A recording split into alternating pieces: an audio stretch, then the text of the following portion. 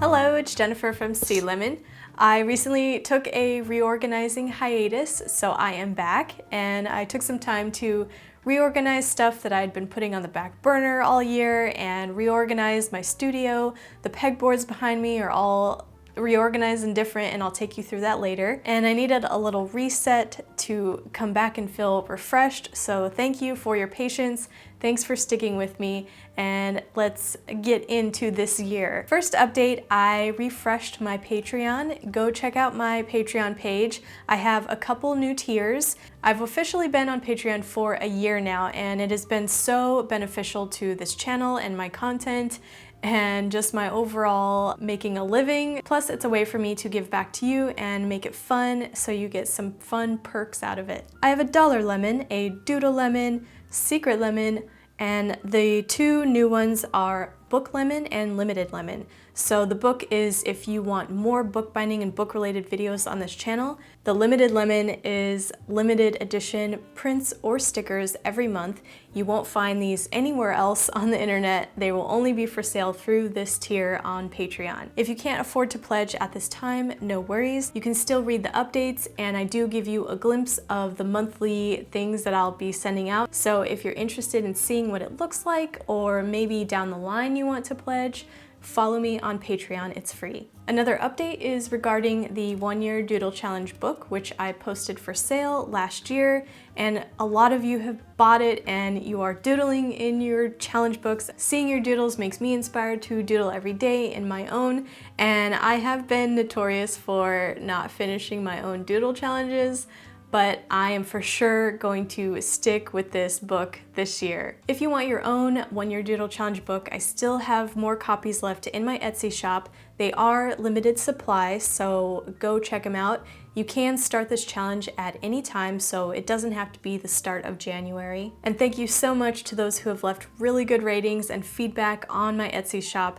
I'm so happy that you like the quality of the book, and I just can't wait to see more doodles from you every month. Next thing, I kind of want to have a real talk with you. I've already shared this with my patrons who pledged to the secret lemon tier. Basically, I love YouTube, but I also find being on YouTube is very challenging. I've had to change things to adapt and survive on this platform. It's also more difficult to only rely making a living on AdSense.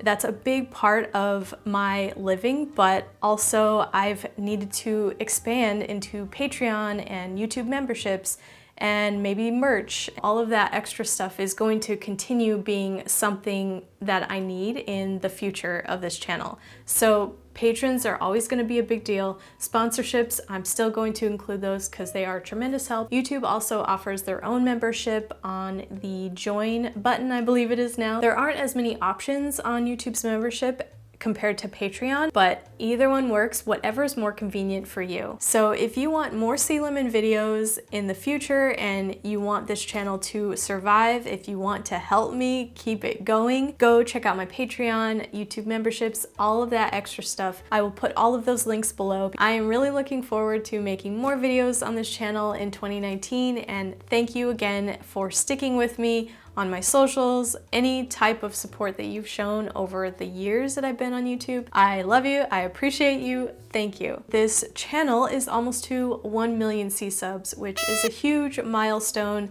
and I just can't thank you guys enough for sticking around with me. Let me know how you think we should celebrate in the comments. Because recently I've kind of taken a step back and reflected on my channel, I've come to realize that over the past couple of years, I have kind of compared myself too much to other channels. It's really easy to get caught up in what's trending on YouTube and just think, oh, I need to do what that channel's doing, and lose track of why you started making videos on YouTube in the first place. This year, I want to treat the YouTube platform more like a tool for my art instead of letting it control or decide the art that I make. Now, I don't know if that's going to be less views for me or less subscribers.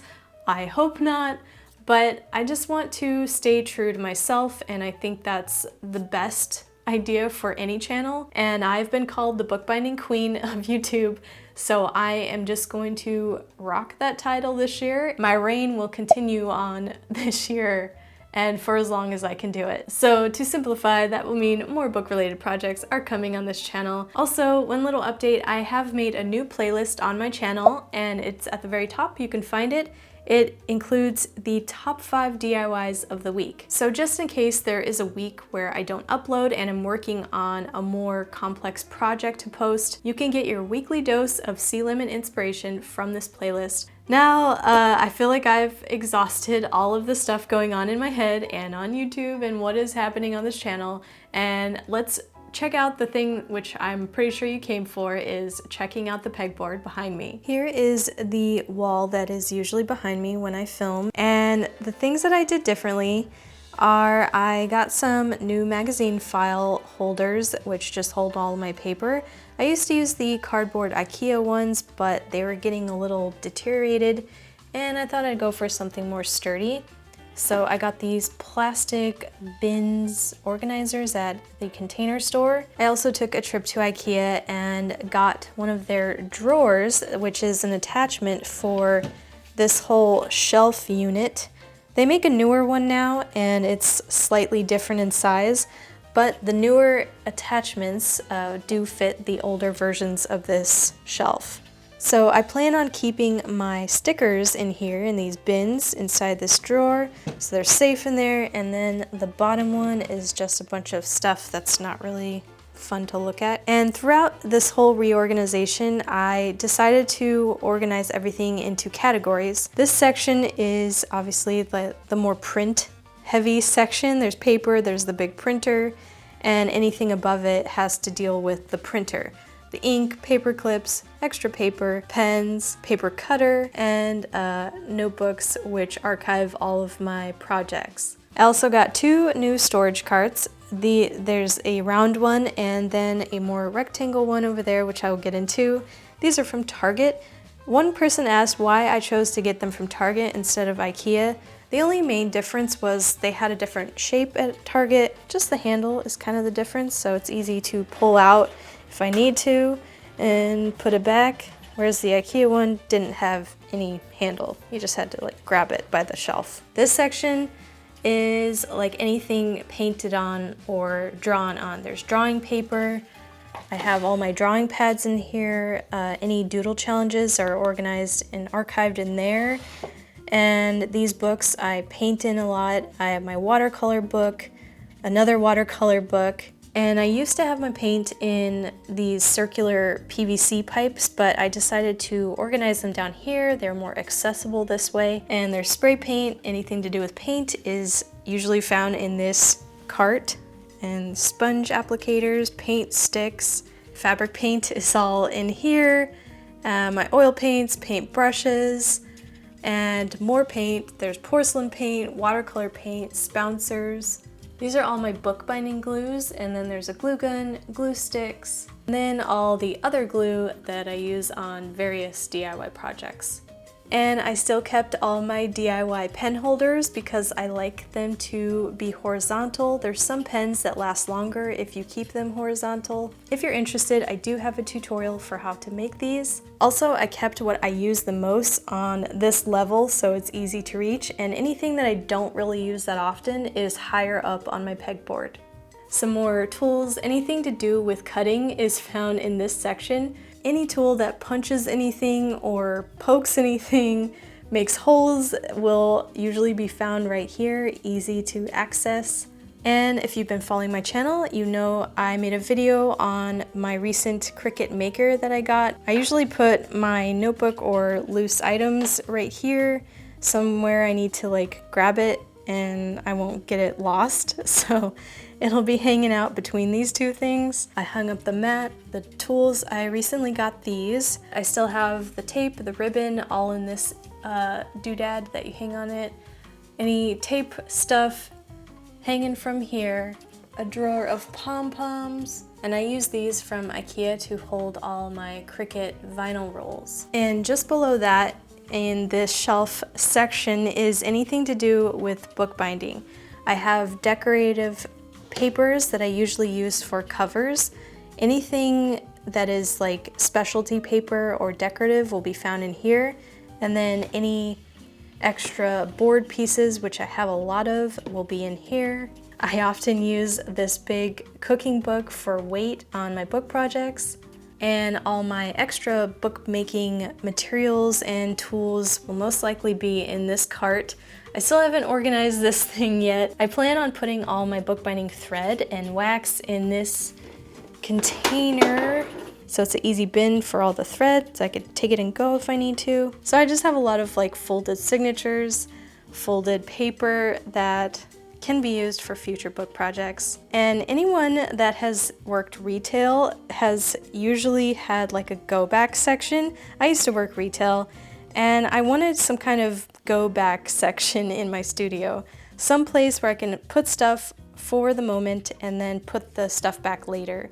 So this area is kind of like my go back section. This kind of needs to be organized still, but anything sticky that is like little, that doesn't have a other place, is going there. Measuring stuff, this area I'm going to save or leave blank for ongoing projects. And then you'll see in the corner here, I added these 3 shelves that I got from IKEA.